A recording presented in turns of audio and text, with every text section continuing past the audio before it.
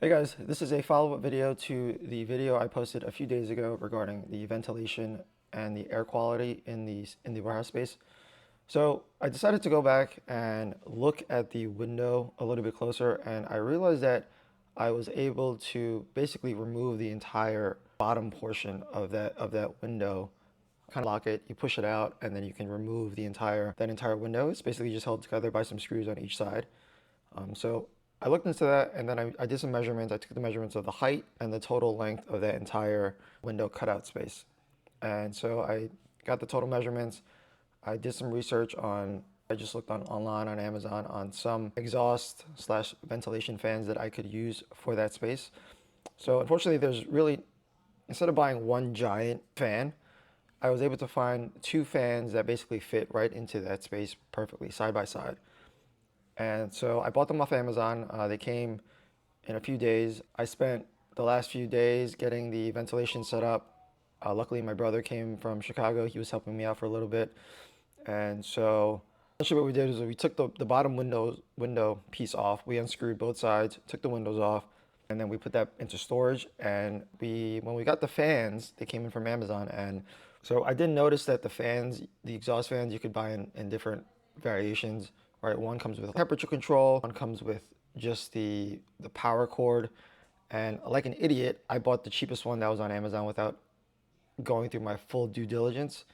I bought the cheapest one, it was like 160 bucks or something like that.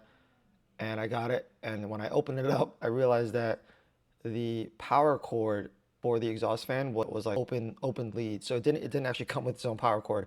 It just came with it came with the cord, but the ends of the cord were not, they were basically all spliced so that you had to essentially make your own power cords with these.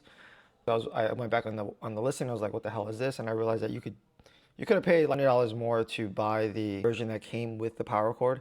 So like an idiot, I didn't even look at that. I just bought the cheapest one. So when it came in, I had to do some jerry rigging here. And so what I did was I took an old power cable from one of my 3D printers or my computer. I don't know which one it was.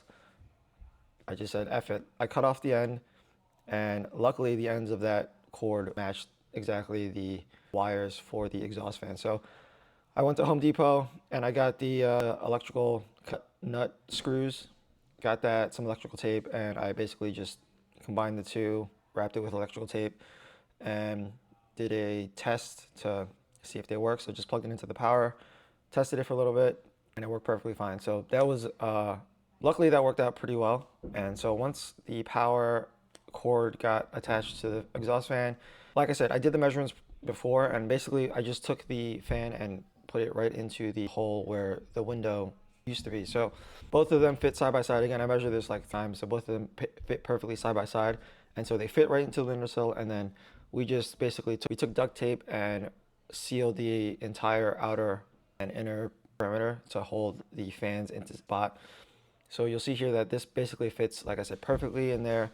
And so this is kind of the final product, how it looks from the outside and from the inside. So now that was done, I let it run for 2 days to see how the air quality was. And honestly, the air quality in here changed drastically. Like there used to be like the smell of, I guess, burning plastic, but also I have two neighbors, my two tenants next to me. One is a catering business and one is a pizza business. So they constantly are making food and using ovens and whatnot. So there's a lot of food smell that comes into the space as well.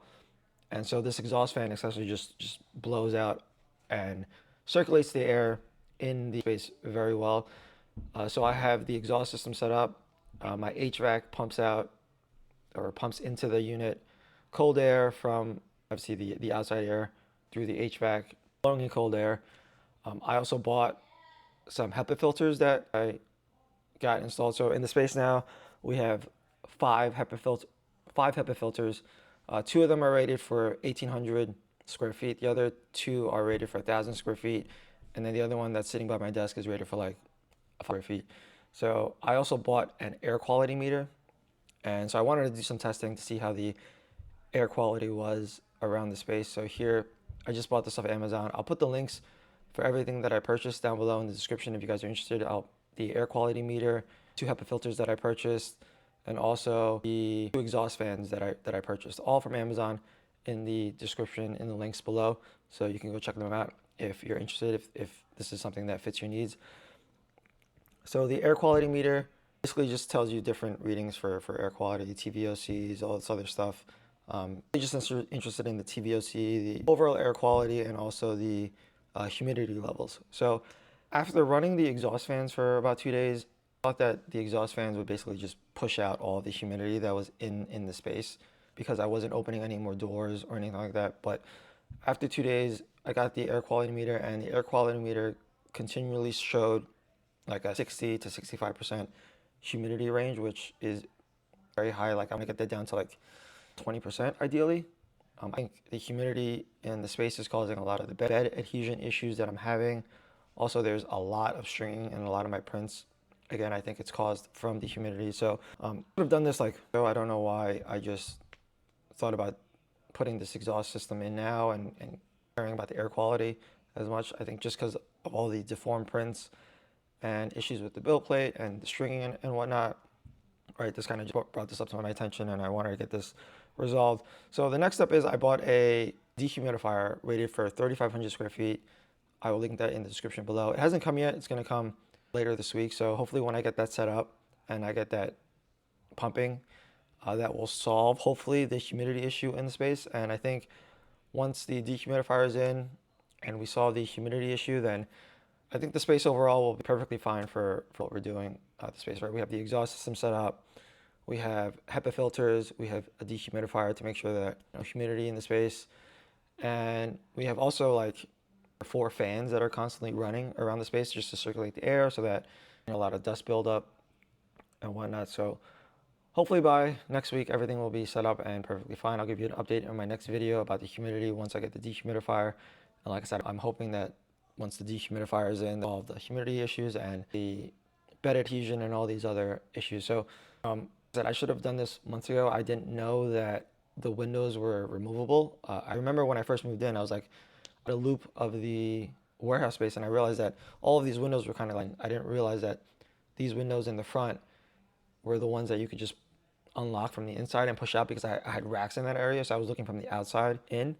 So had I known that, I probably would have had these exhaust fans installed earlier when I first moved into this spot, honestly. So like I said, once all this stuff is set up, everything will be fine. So I'll give you guys an update in the next video on the air quality and the humidity.